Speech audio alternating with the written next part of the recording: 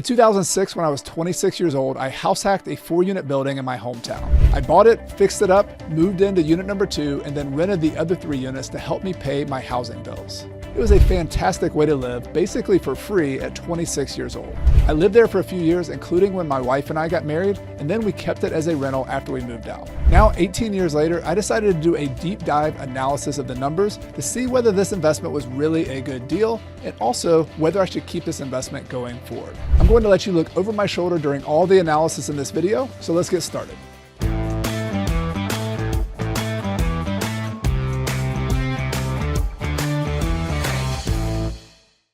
Welcome to the podcast, Real Estate Investing with Coach Carson. I'm your host, Chad Carson. You can also call me Coach, and this is a show to help you get out of the financial grind so you can spend your time doing more of what matters. I want to begin by telling you the story of how I actually found this property. And like many good real estate investing deals, the story begins with a vacant property. No one was living there. In fact, it had Merry Christmas spray painted across the front of it. It also had, in unit number 3, when I walked in, a chalk outline of a body.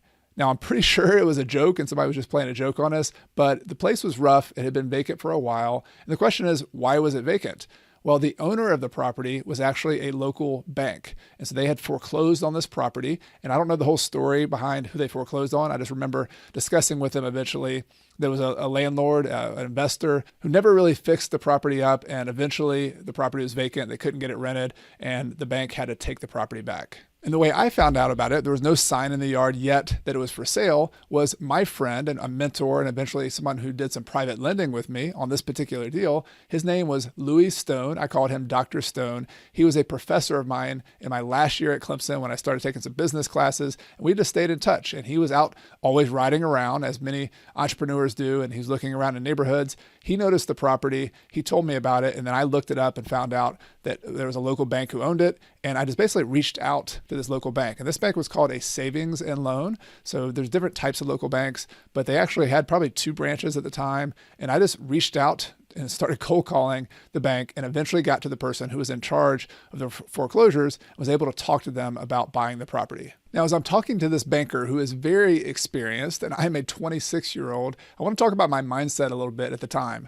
I was definitely nervous having this conversation, but I did have a little experience under my belt. I had been investing in real estate the last 2 years, basically flipping properties. So the thing I did have going for me was I had been looking at a lot of properties. I understood how to estimate repair costs because we had flipped a few properties and I had some contractors on my team who I could call. And I also had some financial backing from a local bank and a private lender, Dr. Stone, Louis Stone, who I just talked about earlier. And I'm going to show you in just a second how I got the money to buy the deal. But in this negotiation, the initial asking price of this banker was $100,000. And I knew I was way off from the $100,000, but I made him an offer, I think of $55,000 to start off. And they said no at first, but I followed up, which is a thing I like to do when I'm buying properties. Ultimately, we went back and forth and he got approved a price of $70,000 that I could buy the property for. Now, sometimes when you get a yes on a contract, you start off excited. All right, I got the deal. But then you think about it and your heart kind of sinks and you're like, oh, wait a minute. I got to find the money to buy this deal and to fix it up. How am I going to do that?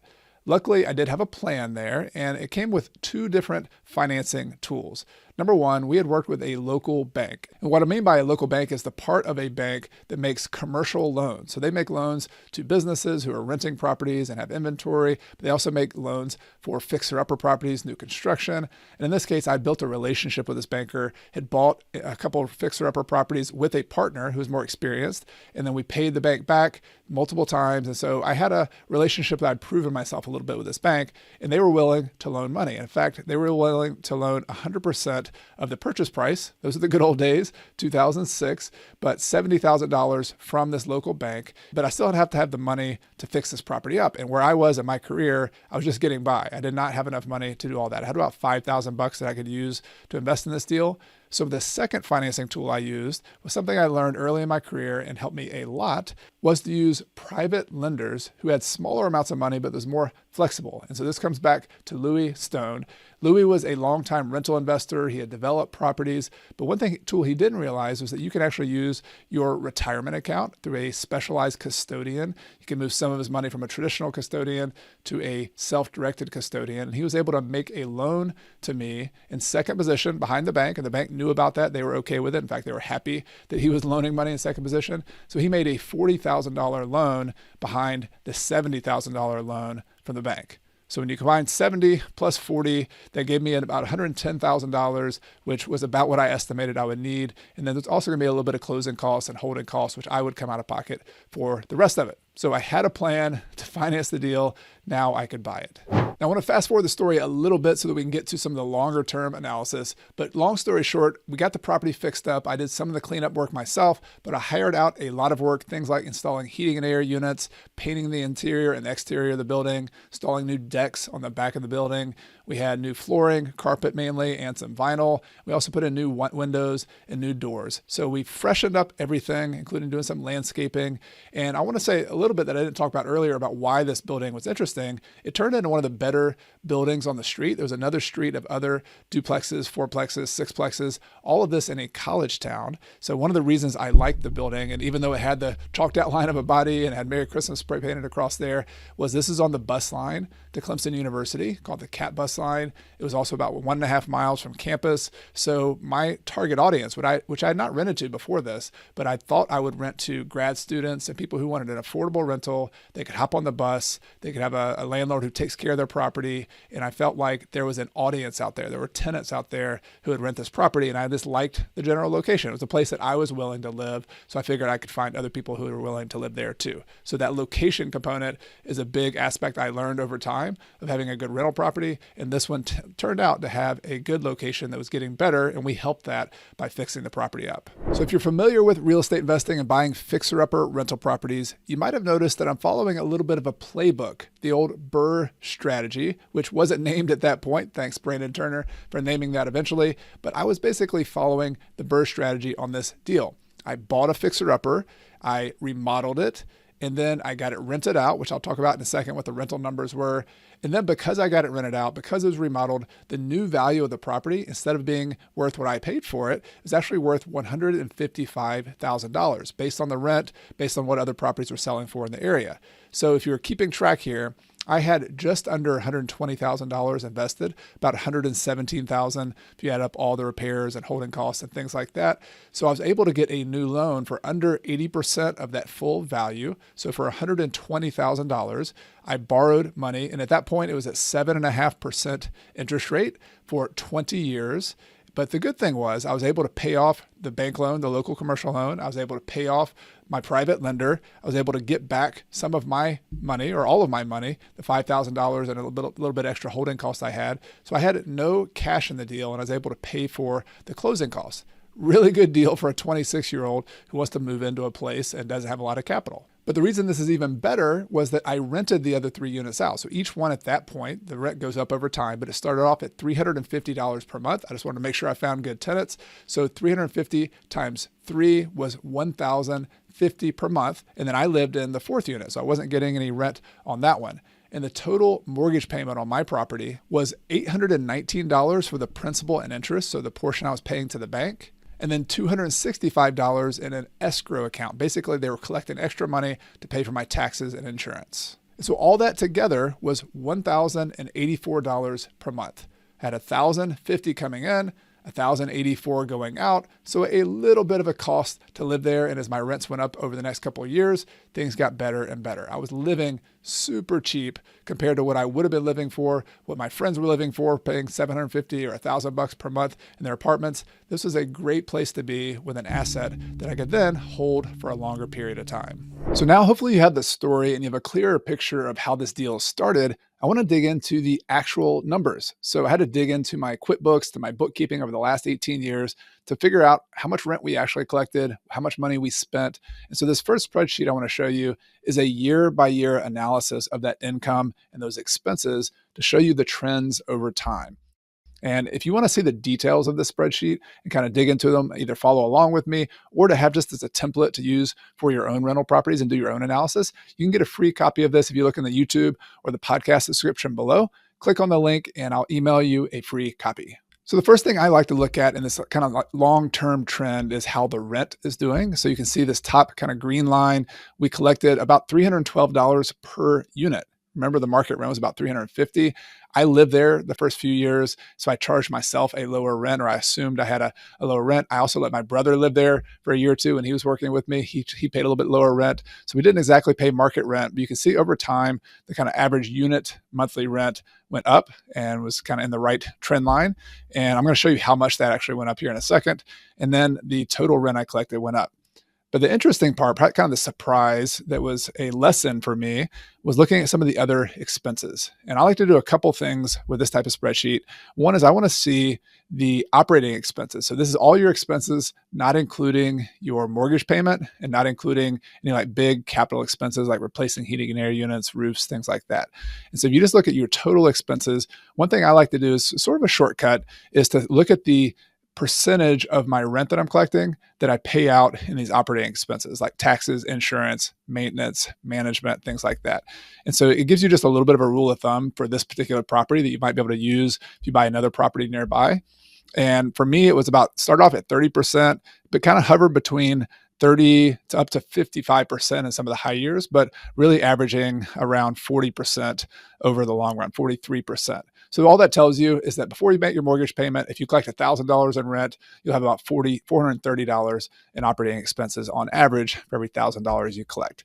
That's something I like to see, but I also like to look at the raw numbers. And the really kind of big takeaway for me here, you can see that the first couple of years are negative cash flow here at the bottom, kind of the bottom line. I lost $6,500 the first year, $6,500 the second year. Part of that were these upfront continued capital expenses that I had to make. Like I had to pay for some appliances in the first year, had to invest in some other things just to kind of get them ready to rent. Also had some refinance cost in the second year. So all of those things are kind of front loaded. When you have a new investment, especially a long-term rental property, you don't always make as much cash flow in those first few years while you're getting it stabilized. But it did get better over time, is that we had positive cash flow, in year 3, 4, 5, 6, 7, 8. It got negative again, though. This is a kind of a downer for us.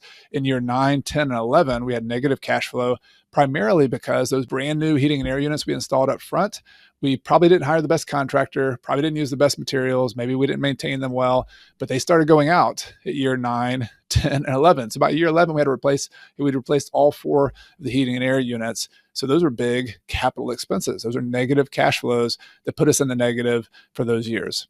But then it got back positive again. So it's kind of a roller coaster. This is what I really wanted to show you on a year-by-year analysis. This is not just a straight line, always the same. You got to have a little bit of cash reserves. That's been one of my strategies. If you have those negative years and you're depending on that to pay your mortgage payment, you have to borrow it from other rent on other properties. So sometimes if you have multiple properties, that can kind of stabilize them all out. But what if you have big capital expenses on all your properties at one time, you got to have some cash reserves to sort of fill in those gaps, because you'll have good years, you'll have down years, and you got to smooth that out. But then the cool thing about looking at this long-term trend is you can start seeing like what the real numbers were. And for me, the maintenance and the capital expenses, the fact that they were really large on this property was kind of the eye opener. And this has been a trend on other properties that I've analyzed here on the channel as well. When I buy these old properties, they tend to wear down and break. And there's just things that we didn't fix up front. Old plumbing systems, old roof systems. There's just a lot of stuff you have to keep working on. And so to give you a perspective, I tracked the total cost per year in maintenance. It's about $4,200 per year, $4,271, or per unit, that's $1,068 per year. Or if you're thinking about it like per unit per month, which is sometimes how I think about it, it was about $89 per unit. So there's 4 units here. So $89 each unit is how much maintenance we spent. And just to give you some perspective, our average rent over those 18 years, is a lot higher at the end, was just under $500. So we're spending about 18% of our rent during those years on maintenance. That's before you pay anything else: management, taxes, insurance, mortgage payments. That's a pretty high number. And I point that out because I do run a lot of numbers with people out there on rental properties. I often see people putting 5%, 10%. And in some cases, like with a higher rent property, like my rents were pretty low here in Clemson. So, the cost of maintenance might not be that much different in a place where you can get $1,000 in rent. So these percentages might not be exactly like this, but look at the raw numbers here: $89 per unit in maintenance, and then also about $77 on average per unit per month in CapEx. That's about $160 to $170 per month that I averaged over the last 18 years spending on maintenance and capital expenses over the long run. So if you're looking at these numbers, those are historical numbers, but if you're a lot less than that on a per unit basis, then you might want to rethink that, because if you don't analyze this up front correctly, then you'll be doing what I did. You have to kind of learn from the school hard knocks, and you got to kind of have negative cash flow for a while to realize how much cash flow there actually is. So that is the cash flow spreadsheet. I now want to go to kind of another big picture you might be interested in is, what was my total return? Like, how much profit, how much wealth did this thing actually make? It kind of sounds negative when I'm talking about the maintenance, but was this thing even worth it? Let's take a look at it. So before I give you the total return, I want to show you something I found really interesting, which was tracking the value and the growth of the value and the growth of the rent on this property over time. Like, how much did it actually appreciate? You always hear people talking about, oh, here's the appreciation rate for this area, but I want to look at what this property actually did. And so I was missing some years in the middle when I didn't have values each year, but I started off with this property being worth about $155,000 back in 2007. And then if you fast forward all the way to 2024, I just looked at, there's a very, very similar property, just one property down, that just sold for $405,000 in December of 2023. So the interest rates were already a little bit higher. So a very comparable market. Clemson has a lot of parents who buy multi-unit properties and their student lives in one, or people who just have an affinity for Clemson. So people pay pretty good rates for the amount of rent. I was pleasantly surprised. I thought maybe $350,000 to $400,000 would be about the value, and it might still be a little bit less in the end. But 405 is today's value, is what my estimate is on the top end. And that would, if that's the case, it'd be about just under a 5% growth rate from the time that I bought the property and fixed it up to today, 18 years later. So 4.92%. My area on average, just to give you some context, is about 3%, kind of in the whole upstate of South Carolina, which kind of tracks with long-term inflation. So this is a little bit above average. We've done better in our market than the surrounding areas. But I'm also curious to see about the rent. So remember, we started off with about $1,400 on market rent for this property in 2007, and it's grown to about $2,880 total, which means about $720 per unit. Even that might be a little bit under rent. I think we could probably get $750 or so, but I like being a little bit under. And that's a 4% growth rate. And what I find interesting, if you look at this on a graph, I do have year-by-year statistics here. Rent tends to go up over time and in a good location. Doesn't always, no guarantee there, but it tends to go up, but it doesn't go up consistently. And what I found fascinating was looking at, you're flat for a few years, particularly kind of in the middle there. I was 2007, 8, 9, grew a little bit, but then I had some flat years in 2012 to 14, and then grew a lot in 2018 to 2019. The rents went up a lot. And part of that was me maybe just catching up with what the market rents were. Part of it was the market rents were actually going up. And then we've kind of gotten flat over the last few years. Maybe we need up a little bit, but these things go in like plateaus, and then they run up, and they go in plateaus. And so sometimes you have to be a patient investor to buy and hold, to benefit from these rising tides of appreciation. It doesn't happen in a straight line. You got to be a patient buy and hold investor. So now we're at the point that I promised earlier, where I can give myself kind of a scorecard of how well did this deal actually do over time. And one way of measuring that is just to look at the total return, like how much money, how much wealth did I make, both in terms of cash flow, which I'll show you, but also on paper, like how much wealth is this property worth if I were to sell it. And so it kind of comes out in three categories: cash flow, debt pay down, and price growth. Those are the three different areas. And what's interesting when you look at it on a graph, you can see the big blue section is the amount of price growth. And that's surprising to me. It probably shouldn't be, but in retrospect, I bought this property thinking it was more of a cash flow property at $120,000 total purchase cost, and the rent was $1,400 starting day one. I thought that would lean towards more being, hey, we're going to make more money in cash flow, and hopefully the price goes up. And if it does, that's just gravy. That's just extra. Well, the way it turned out, and maybe some of this is just good fortune, but I also think there's a strategy here of investing in locations that have population growth, that have good things happening. That's a big part of my strategy, which I'll go over at the very end of this video. I'll give you kind of a 5-step, strategy for 2024 to use some of the lessons I've learned in these properties over time. But the point is, a big chunk of the overall wealth this deal built, which is $358,000 total. So $285,000 of that is the difference between the $120,000 we paid and the $405,000 that it's worth today. That's a significant amount of money. And the $53,000 in cash flow and the $20,000 in debt pay down that we've had over the last 18 years are also great, but 80% of that total came from the price growth. So every deal is going to be a little different. I've had some deals that are more 50-50. Like I'm going to show you just a second. If I were to have paid cash for this property, it would have been a little bit different. But using leverage, this is very typical that I've seen on my properties. 60 to 80% of my wealth building total on a deal comes from the price growth. And so important to note, cash flow is great. You should always buy with cash flow so that you have a positive cash flow so you can afford to hold these properties. But don't ignore the fact that you want to buy in locations that are growing, because that's how you can build a lot of money. Now, I want to show you one other similar graph, and this isn't what actually happened with me, but this is what could have happened if I had not had debt to buy this property. And the reason I want to show you this is some people will give the argument like, oh, real estate makes a lot of money, but it's just leverage and it's very risky, and you can't really compare that to stocks or something else where you don't use leverage. Well, it's an interesting objection. So let's look at it. Like if I had bought this property for $120,000, I didn't have $120,000 in cash back then, but somebody did. Somebody could have bought this property and not used any debt on the property. What would that have looked like? Bought it for $120,000, and they would have made $205,000 in cash flow over those 17 years. They would have made that money because they wouldn't have had a mortgage payment. They would have made more money than I did because they would have not, just basically self-funded, would not have had to get a bank loan. So they made money in cash flow, and they also made the same amount of money in growth. So they would have bought it for $120,000 and it grew to about $405,000. So still the $285,000 in growth, but because they made more money in cash flow without having debt on the property, it would have been a little bit more of like kind of equilibrium, about 58% from price growth and for about 42% of the total return from cash flow.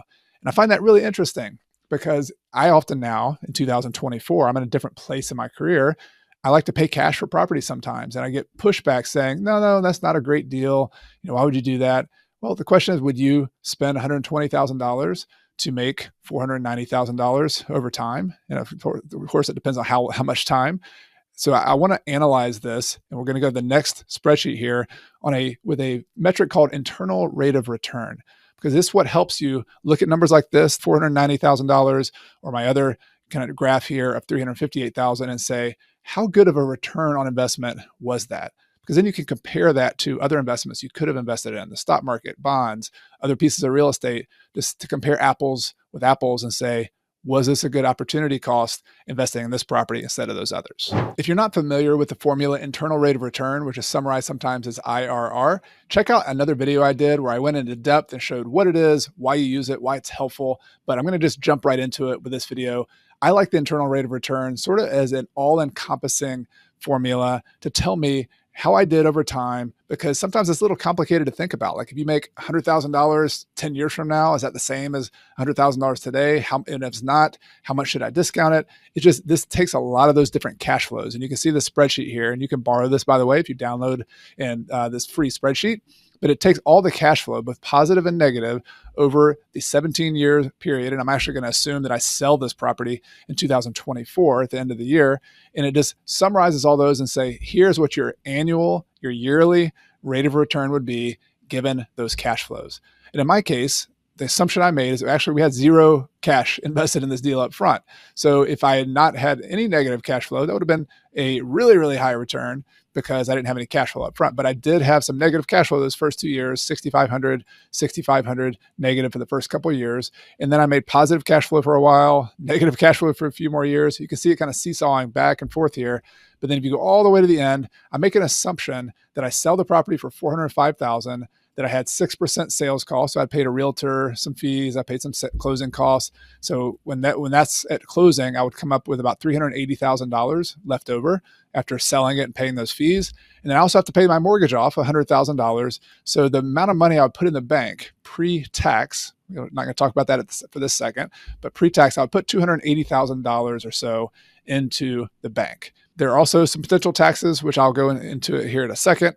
But my assumption here is that I maybe reinvest this money in another property, do a 1031 exchange, something like that. What would my return look like if I did that? And in this case, taking all those cash flows and assuming I resell it, I would make a 26% return. That means this negative cash flow that I had to invest in this property made about a 26% return. Now the question is that seems like a good return. That's better than the stock market. That's better than average.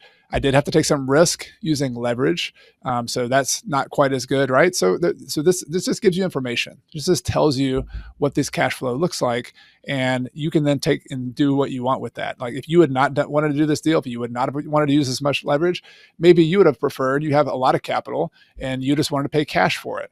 Well, what would that have looked like? Well, I got another formula for you.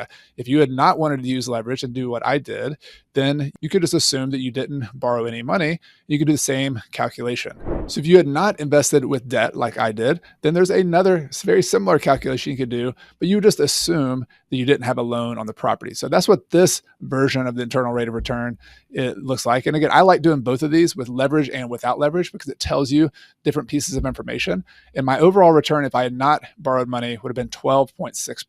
Also, for me at least, a pretty good number. I would have been willing, even today, if I bought a property like this, that I thought reasonably I could make about a 10% return. It's kind of comparable to maybe a little bit better than what I thought I could do in the stock market. Like that would be how I personally make a decision. You've got to decide for yourself how you would make a decision. You have to be conservative with your numbers. You got to make sure your assumptions are right. But in this case, if I put $120,000 in year one, then I made a series of cash flows for 17 years, and then I sold it for $405,000 minus all these other expenses, then I would have made about a 12.6% return. That's what an internal rate of return tells you. There's some assumptions in there, like I talked about with taxes. You'd probably make a lower return if you just cashed out and paid the taxes on that. So that's something to know as well.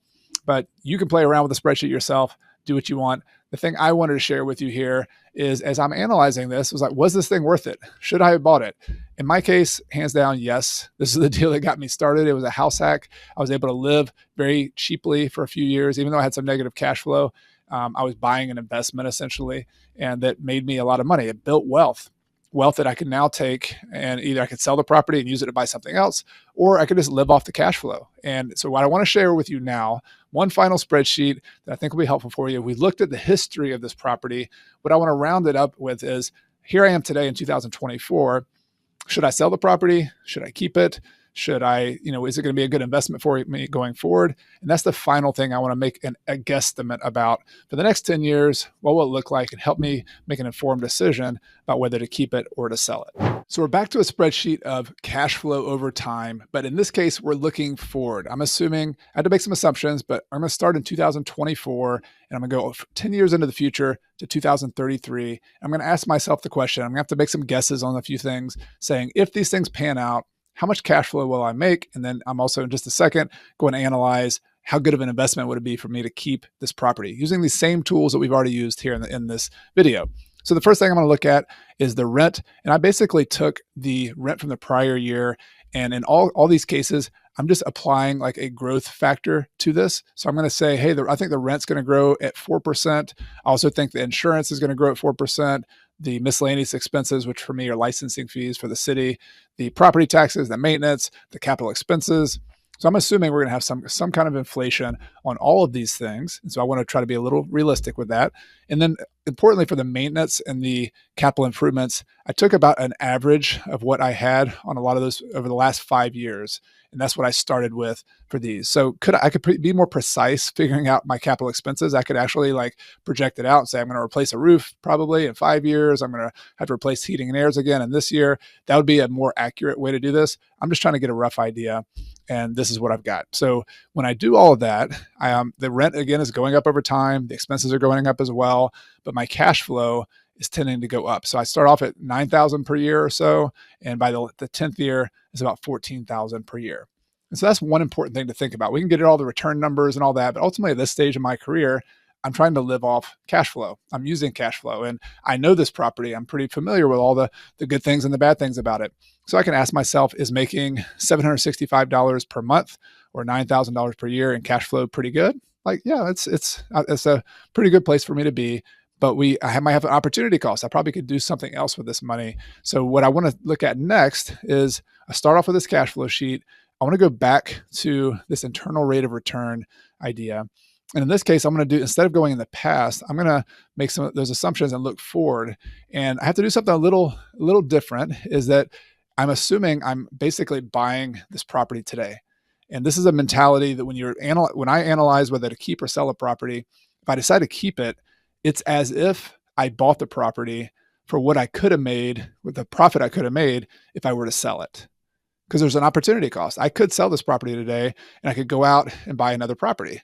And so if I want to be honest with myself, I have to look at that amount of money I would have made and say, I'm basically choosing to invest that money in this property. Is that a good deal or is not a good deal? And so what I did was I assumed that we sold the property for $405, we paid off our mortgage, and then we also paid taxes. I assume in this case, we had a capital gains tax, which I approximated here, and we had to recapture depreciation, which we've been paying for a while now. And so those are some taxes I would have had to pay. And the net amount of money I would have made after all that was $210,000, almost $209,987. So that is what I'm looking at as my initial investment at the end of 2023 if I were to invest for the next 10 years. That was essentially my equity in the property, net equity. And so I take the cash flow I'm predicting I'm going to make, and then I have to make an assumption that I think in 10 years, the value is going to be more. Is it going to be the same? Is it going to be more? Who knows? We're making a guess here, but I'm going to assume again, 4% appreciation. And you can play around with this number in the spreadsheet to say, well, what about if it was 2%? Or what about if it was 6%? You can do various assumptions. I'm going to go with 4% for now. I'm going to assume I had to pay sales cost again. I'm going to assume I'm going to have to pay the mortgage off 10 years from now, which is still $100,000. And then I'm also going to pay taxes and insurance if I were to sell the property in the future.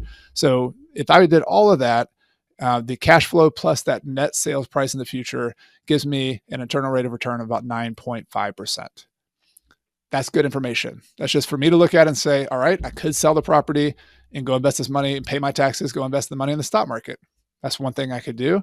I could do a 1031 exchange and buy another property. In that case, I would have probably more money to invest on the front end. And I could go buy another property with that, but maybe it'd be a little bit trickier to find a good deal when I do it 1031. That can often be a challenge. So there's a lot of factors here. But what this tells me is I have to just look at this number and say, given those assumptions, do I feel like keeping this property, given the amount of cash flow that we can make over the next 10 years, and what I know about this property, what I'm expecting of my region of Clemson University, all of that kind of goes into this factor of saying, do I keep, do I sell? And at least for us at the moment, we're not in a hurry to sell. We kind of have other properties similar nearby. We're happy with the property manager. So this confirms for me, we're probably going to hang on to it for a little bit.